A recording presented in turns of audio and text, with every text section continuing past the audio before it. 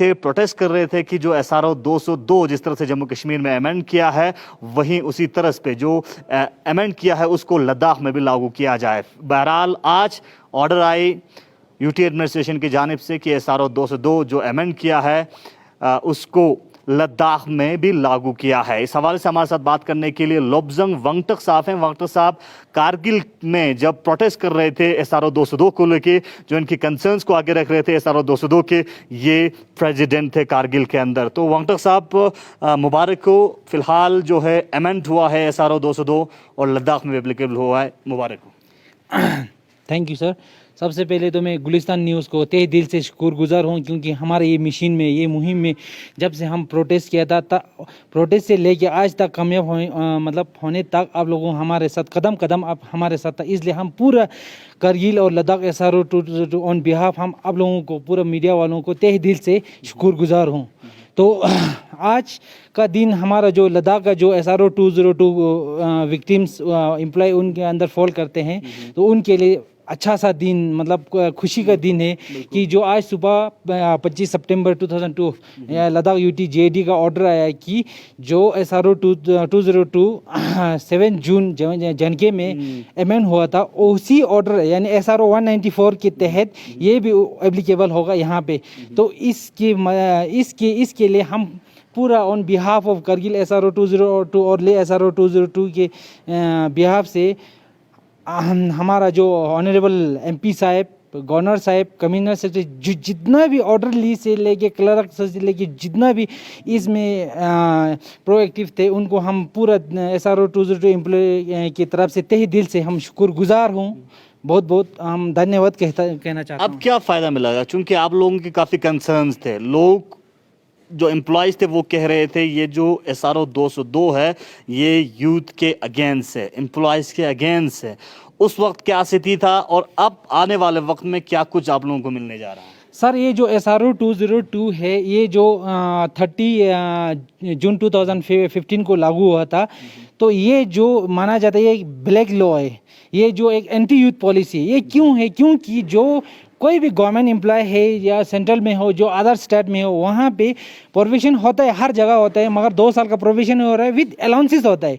तो उस दिन से 30 जून 2015 को JNK में एक ऐसा रूल्स लागू किया कि 5 year provision period without allowances, सिर्फ बेसिक पे 5 साल काम करना है। तो वैसे इंटरव्यू, रिटर्न सब जो दूसरे स्टेट में करता है वही सेम करता है, मगर ये जो black law anti youth policy है, अब ये हट गया। अब जिनका 2 साल हो गया उनको पूरी तरह से मॉनेटरी बेनिफिट यानी कि अलाउंसेस, इंक्रीमेंट सब कुछ मिलेगा as compared to other employees. इससे पहले जो बाकी एम्प्लॉयज़ को फैसिलिटी मिलता है वो मिलेंगे। हाँ, जो बाकी एम्प्लॉयज़ को जो फैसिलिटीज़ मिलते हैं वो हमको मिलता है, जिनका 2 साल कंप्लीट हुआ है। अगर जिनका 2 साल कंप्लीट नहीं हुआ है उनको नहीं मिलेगा। 5 साल के जो प्रोबेशन पीरियड है वो 5 साल से कम करके अब 2 साल ही रहेगा। हाँ सर, ये 5 साल से पहले 5 साल था, बड़ा सफ़र था लोगों को कि कोई तो इतना दूर दूर से बेसिक पे भी जीना होता है, बीवी बच्चे को देना होता है, तो इससे ये नहीं हो पाते। इसलिए अब मतलब आज का जो लद्दाख यूटी ने जो आज कदम उठाया, तो वो बहुत यूथ के लिए बड़ी मतलब अच्छी बात है, आने वाले बच्चे के लिए बड़ा अच्छी बात है सर। बिल्कुल, आने वाले वक्त में एम्प्लॉयज़ के लिए बहुत ही अच्छी बात है, क्योंकि अब जो है SRO 202 अमेंड किया है और लद्दाख के अंदर जो SRO 202 के तहत जितने भी एम्प्लॉयज़ थे वो उनकी काफ़ी कंसर्न्स थे, अब काफ़ी खुश नज़र आ रहे हैं इस ऑर्डर के बाद। लेकिन फ़िलहाल लद्दाख में और भी बहुत सारे मसाइल हैं एम्प्लॉयज़ को लेके, चाहे अगर हम रहबरे खेल की जो है जनरलाइजेशन की बात करें या कैजुअल लेबर्स जो पिछले कई सालों से सर्विस कर रहे हैं, कोई भी डिपार्टमेंट हो वहाँ पे सर्विस कर रहे हैं, उनकी भी काफ़ी दीरिना और लॉन्ग पेंडिंग डिमांड है। और इसके ऊपर मुख्तलिफ पॉलिटिकल पार्टीज़ के अगर हम रिप्रेजेंटेटिव्स, इलेक्टेड रिप्रेजेंटेटिव्स की बात करें, उनकी तरफ से उनको कहीं ना कहीं एश्योरेंस जैसी जो बातें हैं वो सामने आया है, लेकिन उनकी ये जो मुश्किलात है उसके ऊपर भी हल करने की ज़रूरत है। और साथ ही साथ हम आपको बताते और साथ ही साथ डिस्ट्रिक्ट सर्विस रिक्रूटमेंट बोर्ड के हवाले से कारगिल के अंदर रिक्रूटमेंट रैली ऑर्गेनाइज किया था 1 साल होने जा रहे हैं रिक्रूटमेंट रैली का जो रिजल्ट है, DSSRB का जो रिजल्ट है, उसका अनाउंसमेंट की बात है बिल्कुल सामने नहीं आ रहा है। हालांकि एडमिनिस्ट्रेशन की जानिब से वादे पे वादे स्टूडेंट्स को, अनएम्प्लॉयड यूथ को किया जा रहा है कि आने वाले वक्त में जल्द से जल्द DSSRB के रिजल्ट्स निकाले जाएंगे, लेकिन एडमिनिस्ट्रेशन की जानिब से फिलहाल बहाना ही देखने को मिल रहा है। आप सब जानते हैं पिछले 2 महीने से लेह के अंदर एक मूवमेंट शुरू किया लद्दाख को कॉन्स्टिट्यूशनल सेफ गार्ड को लेके। वहीं वेटरन लीडर्स जो लद्दाख के, अगर हम लेह ज़िले की बात करें, उन्होंने एक प्लेटफॉर्म तैयार की और उस प्लेटफॉर्म में उन्होंने ये कहा कि लद्दाख को अगर कॉन्स्टिट्यूशनल सेफ गार्ड दिया जा सकता है तो वो सिर्फ और सिर्फ 6 शेड्यूल लद्दाख को कॉन्स्टिट्यूशनल सेफ गार्ड दे सकता है। इसके बाद से कॉन्स्टिट्यूशनल सेफ गार्ड के लिए 6 शेड्यूल के लिए जो ये मूवमेंट शुरू किया लगातार 2 महीने से, और इसके बाद से अब जो है 6 शेड्यूल की डिमांड को लेके, अब इस आवाज़ को लेके ये आवाज़ तूल पकड़ रही है। लद्दाख से गूंजती हुई ये आवाज़ दिल्ली पहुंची है। अगर हम बात करें, आज खबरें गर्दिश कर रही है कि वेटरन लीडर्स को लद्दाख से दिल्ली बुलाया गया है। वहीं इसके ऊपर अभी इस हवाले से इनपुट्स आना बाकी है। हालांकि किस तरह की बातचीत रहेगी, लेकिन फिलहाल जो 2 महीने के स्ट्रगल 6 शेड्यूल के लिए वेटरन लीडर्स ने प्लेटफॉर्म तैयार किया, अपेक्स बॉडी में तब्दील किया, और इसके बाद से लद्दाख के अंदर, अगर हम खासकर लेह की बात करें, लेह के अंदर मुख्तलिफ पॉलिटिकल और सोशल ऑर्गेनाइजेशंस के साथ साथ लोगों की काफ़ी समर्थन इस मूवमेंट को देखने को मिला। लेकिन अब जो है 6 शेड्यूल की जो आवाज़ लेह से शुरू हुई थी, अब दिल्ली दस्तक दे चुकी है। आने वाले वक्त में किस तरह की कमेंट्स, किस तरह की चीज़ें देखने को मिल सकता है। हालांकि इस वक्त ये कहा जा सकता है कि आने वाले वक्त में बहुत ही बड़ा डिसीजन हायर अप से देखने को मिल सकता है, क्योंकि खबरें गर्दिश कर रही है कि दिल्ली से, मिनिस्ट्री ऑफ होम अफेयर्स से वेटरन लीडर्स को बुलावा आया है 6 शेड्यूल के ऊपर बातचीत करने के लिए, कॉन्स्टिट्यूशनल सेफ गार्ड के ऊपर बातचीत करने के लिए। फ़िलहाल इस खबर के ऊपर हमारी भरपूर नज़र रहेगी और कोशिश करेंगे आप तक पल पल के अपडेट आप तक हम पहुंचाने की लगातार कोशिश करेंगे। और हम आज इस वक्त क्या स्थिति है 6 शेड्यूल के हवाले से, यहाँ के लोगों से बात करने की कोशिश करेंगे। लोग इस हवाले से क्या सोचते हैं, लोगों से बात करते हैं और लोगों की राय आप तक हम पहुंचाने की कोशिश करेंगे। मेरा नाम पद्मा छोरल है जी, आपको क्या लगता है इस वक्त लद्दाख के अंदर एक मूवमेंट चल रही है कॉन्स्टिट्यूशनल सेफ गार्ड को लेकर, प्रोटेक्शन को लेकर, क्या लगता है होना चाहिए? हाँ, ये बहुत ज़रूरी है, क्योंकि अगर देखो ना, हम अपने एरिया को अगर बचाएंगे नहीं तो फिर तो हर कोई आकर यहाँ पे वो करेंगे ना, बैठेंगे, तो फिर तो हमारा ये सेफ गार्ड तो रहेगा ही नहीं। तो इस वजह से मुझे लगता है थोड़ा वो होना चाहिए सेफ गार्ड ना अपने टेरिटरी को, क्योंकि इतना अच्छा लद्दाख है हमारा, तो सब आना चाहते हैं, तो वो तो चलो आए, घूमे फिरे, वो ठीक है, मगर ये नहीं कि वो पूरा यहाँ पे पूरा कब्जा करके बैठ जाए, वो हम कतई बर्दाश्त नहीं कर सकते। बिल्कुल, तो सेफ गार्ड बहुत इम्पोर्टेंट है, बहुत इम्पोर्टेंट है। अब देखो ना, अब हिमाचल में अब चले जाओ, शिमला हो गया, वहाँ पे सारे आके बैठ गए, गोवा चले जाओ, हर जगह हर एक आदमी, एक हमारा यूनिक वो जो है ना हमारा कल्चर वो नहीं रहेगा। तो इस वजह से ये बहुत ज़रूरी है। तो आओ, बैठो, घूमो फिरो, जो मर्जी करो, मगर नहीं यहाँ पे आप पूरा टीके रहोगे यहाँ पे, नहीं, वो हम नहीं चाहते हैं।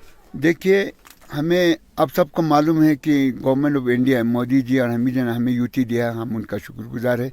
लेकिन यूटी ऐसे यूटी दिया है जिससे हमारा जो प्रोटेक्शन है, लद्दाख का प्रोटेक्शन जो तहफ़्फ़ुज़ जो है ना, वो बिल्कुल खोखला नज़र आता है। और आप लोगों को मालूम है कि यहाँ साल में 5 महीना तो बंद रहता है, और हमारा लद्दाख का आबादी ले कारगिल दोनों मिला के तकरीबन 3 लाख आदमी है। तो ये ख़त्म होने में ज़्यादा देर नहीं लगा अगर इस तरीके से जहाँ टूरिस्ट और ये आना जाना। इसलिए ज़रूरी है कि 6 शेड्यूल हमारे यहाँ अपने आइडेंटिटी, अपने तहफ़्फ़ुज़, अपने सब कुछ के लिए 6 शेड्यूल मिलना बहुत ज़रूरी है। असली तो हमें लेजिस्लेटिव मिलना चाहिए, वो तो गवर्नमेंट देने में तरसता है, लेकिन उससे पहले लेजिस्लेटिव में हमें मिलना चाहिए।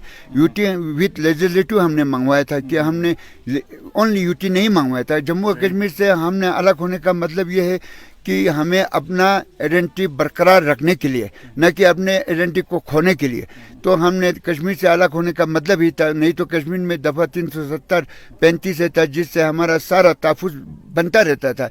लेकिन यहाँ पर अब सबको मालूम है, यहाँ चाइना और पाकिस्तान का 2 बॉर्डर लद्दाख को टच होता है, जो पावरफुल है, जो इसलिए हमें ये चाहते हैं कि हमें हमारे लद्दाख के यहाँ बहुत मुस्लिम दोनों बराबर है, और जिसमें हमारा आइडेंटिटी जो दूसरों से बहुत अलग है। हम लद्दाख और करगिल दोनों, लद्दाख का और ले करगिल दोनों का लोग अमन पसंद है, जो सारी दुनिया में अमन चाहते हैं, जंग व जदल से बिल्कुल दूर रखना चाहते हैं। एक मैसेज देने वाला एक हमारा एक एरिया है जो दुनिया में अमन हो, हर जगह पीस हो, चाहे वो अमेरिका हो, चाइना हो, पाकिस्तान हो, हिंदुस्तान हो या श्रीलंका हो, नेपाल हो, सब देश का हमसाय मुल्क को पता होना चाहिए कि लद्दाख जो है ना वो एक अमन पसंद है। इसमें बिल्कुल दुनिया में मैसेज देने वाले, इसलिए इसको 6 शेड्यूल की बहुत ज़रूरत है। अगर 6 शेड्यूल नहीं देगा तो लद्दाख एकदम ख़त्म हो गया। जब तक 6 शेड्यूल नहीं मिलेगा लद्दाख के लोग अमन से बैठने वाला नहीं है। डिमांड करता रहना है, ना हमने इलेक्शन लड़ना है, ना हमें किसी चीज़ की ज़रूरत नहीं है। इसलिए हमारे जो लीडर जो है, जो हिंदू बौद्ध मुसलमान सब मिल के, हमारे एलबी हो, अंजमन इमामिया हो, अंजमन मुनील इस्लाम हो, और हमारे सीनियर लीडर हो, सब लोग, और तमाम 8 साल के बच्चे से लेके 80 साल के बूढ़ा तक 6 शेड्यूल की डिमांड रखते हैं। हम तो सोचते हैं ये 6 शेड्यूल हमारे लिए बहुत ज़रूरी है लद्दाख के लिए, क्योंकि as a business, as a मतलब ये ज़मीन के लिए या पढ़ाई कर रहे जो लड़के हैं, छोटे छोटे जवान हैं, उनके लिए ये सेफ़ होना चाहिए। आज तक तो सेफ़ था हमको ST शेड्यूल टाइप के लिए। आज ये बोलता है 6 शेड्यूल में UT में 6 शेड्यूल नहीं है, इसीलिए बच्चों के लिए, हमारे लिए, हमारे बिजनेस का जो प्रोसेस है, हमारे छोटे ना पढ़े लिखे होते हैं, छोटे छोटे दुकान लगाते हैं, अगर वहाँ से जो डाउन से आएंगे कोई बिजनेस वाला तो उनके पास पैसा भी होगा, सोच भी है, तो वो लोग हमारे जो छोटे छोटे दुकानदार हैं वो ख़त्म हो जाएंगे। इसीलिए हमको 6 शेड्यूल की बहुत ज़रूरत है। जो लोग बोल रहे हैं अभी 6 शेड्यूल के लिए, हमने ये इलेक्शन बाइकआउट किया, बहुत अच्छा है हमारे लिए। हम सब ना ये ना वो बोल के सब एक ही होना चाहिए कि प्रोग्राम में आना चाहिए कि 6 शेड्यूल हमें मिल जाए। इस वक्त इस तरह की खबर आ रही है कि 6 शेड्यूल की जो आवाज़ है लेह से उठी थी, उसकी जो गूंज है वो दिल्ली तक दस्तक दे चुकी है। दिल्ली से होम मिनिस्ट्री की जानिब से बुलावा आया है 6 शेड्यूल पर बात करने के लिए। आप क्या कहते हैं, क्या लगता है आपको इस वक्त? अब तो देखो, ये तो हमारे ऊपर है, हम लद्दाखियों के ऊपर है कि हम लोग एक होके, हिंदू मुस्लिम सिख ऐसा सब एक होके अगर कुछ ना कुछ ढूंढेंगे तो मिल जाएंगे, रोएंगे तो मिल जाएंगे, नहीं तो रोएंगे नहीं तो माँ बच्चे को दूध भी नहीं पिलाता। यही हाल है हमारा भी। तो स्ट्रगल करना बहुत है। हाँ, हम स्ट्रगल करना पड़ेगा, हम लोग मांगना पड़ेगा, मांग के लेना पड़ेगा इसको। तो देखिए 6 शेड्यूल तो ऑब्वियसली इम्पॉर्टेंट है, but we also need to understand, we need to get into the nitty-gritties of 6 schedule. आपको पढ़ना पड़ेगा पहले कि 6 शेड्यूल है क्या। 6 schedule, see, I am a lawyer, I understand what 6 schedule is. I was going through the papers yesterday, but I think the senior politicians and also all the administrative people should sit down and think about it, and there should be a few good lawyers who should sit down and think and read about it. 6 schedule, देखिए 6 schedule में ये है आपका, it says, so the all in all power goes down to the governor at the end. So and all power, constitutional and administrative. yeah, so at the end, so you need to have a see, there is a council of ministers which aids and advises the governor. Since we don't have a legislative assembly here, I fail to understand what would be the council of ministers who would be advising the governor. See, just in case if we could empower the Hill Council here, the Autonomous Hill Development Council, then it would be great if the chosen representatives of the Hill Council, जो Hill Council को जो choose करके हम represent करते हैं, अगर वो Council of Ministers अगर वो aid and advice करें गवर्नर को in terms of land, protection, domicile, then it's really good. Otherwise मेरा अपना एक frankly एक suggestion या जो भी कह लो आप, if you see in the northeastern states, in Mizoram, in say Assam and all these states, they fall under the ambit of 371. 371 A, B, C, D, E, F करके तक है आपका, सिक्किम तक का जाता है। सो उसमें हम एक कर सकते हैं 371 F के बाद G लद्दाख को डाल दें। लद्दाख के अंदर आप हिल काउंसिल को एम्पावर कर सकते हैं, आप लैंड प्रोटेक्शन को कर सकते हैं, आप डोमिसाइल लॉ दे सकते हैं। So I personally feel that 371G kind of a thing we can bring in together, where all the apprehensions of Ladakhis, सबको हम एक साथ डाल करके एक 371 में डाल सकते हैं। How do you see the veteran leaders movement? They are demanding sixth schedule on the basis of Bodoland Territorial Council. No, that's a very good demand. I totally stand with that. See, now the landscape, the whole dynamics of Ladakh is changing. You know, abhi aap slowly and gradually you will see there are so many people coming into Ladakh, and people have an apprehension कि अब क्या होगा. And then now that we have a problem with the Chinese, Ladakhis are in total apprehension. I totally stand with all the stalwarts who have come out and are supporting sixth schedule. I mean, I'm sure they must have gone through it, but personally what I feel is we should get something which is conclusive, which is concrete, you know.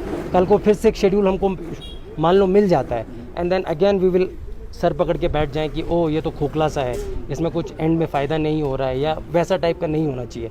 What I personally feel कि 371 type के अगर हम strong safe guard डालें, उसमें लद्दाख को डालें, जैसे सिक्किम में आप Ladakh is a union territory, you can put 371G Ladakh as a union territory and you can count down the powers whatever we want, like जो भी है, जैसे आपका डोमिसाइल हो गया या लैंड प्रोटेक्शन हो गया, जॉब प्रोटेक्शन हो गया यहाँ के बच्चों को.